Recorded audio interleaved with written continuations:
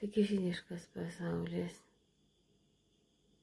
o ne žeminės, o jos kaip virtuali teisė Danijos konstitucijos Danijos įteisėta specialybė turiu teisę su Lietuvos įstatymu dirbti, kuris sako viešinti KGB.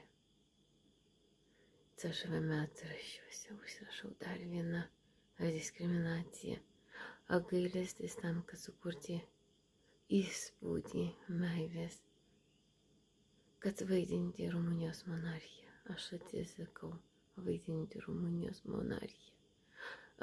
Žydam vietą šildyti pinigais ir auksu. Aš teisiu žydų monarchiją. Jie neturi tam pinigų, kad būtų monarchais ir ateities kartose. Nes jie neturi kapitalo. Visa, ką jie dirbė durnių namuose, kai išėjo į pensijas, tada jie supratė, gyvenantys iš socialinio Europos Sąjungos įstatymo, o ne savo beįstatyminės Izraelio bandos ir pamokslautojai sektos išnyks. Tai yra narkotikų, prostitucijos ir žmonių prekybos regionus bekuriantys psichiniai ligoniai.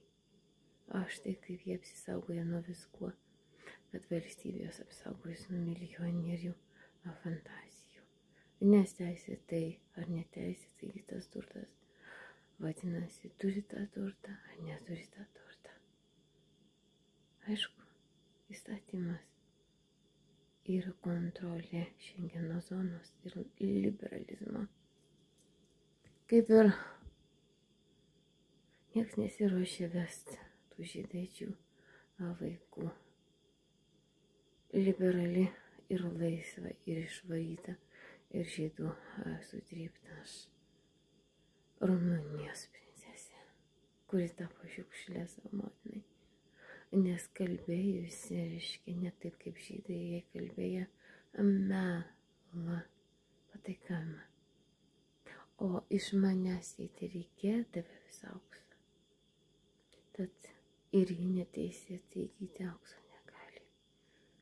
Ir Rumunijos monarchija pasibaigusi, reiškia, atmetusi savo tikras šaknis, iškeitusi į piniginės princesės, kol galiausiai aš ir pasakiusi, patirti kiek už princo, už karaliaus Felipės, nesižvėris ir mane mušantis, vos spėjo viešai pasiviešinti, jis laikantis mane neegzistuojančių grabų.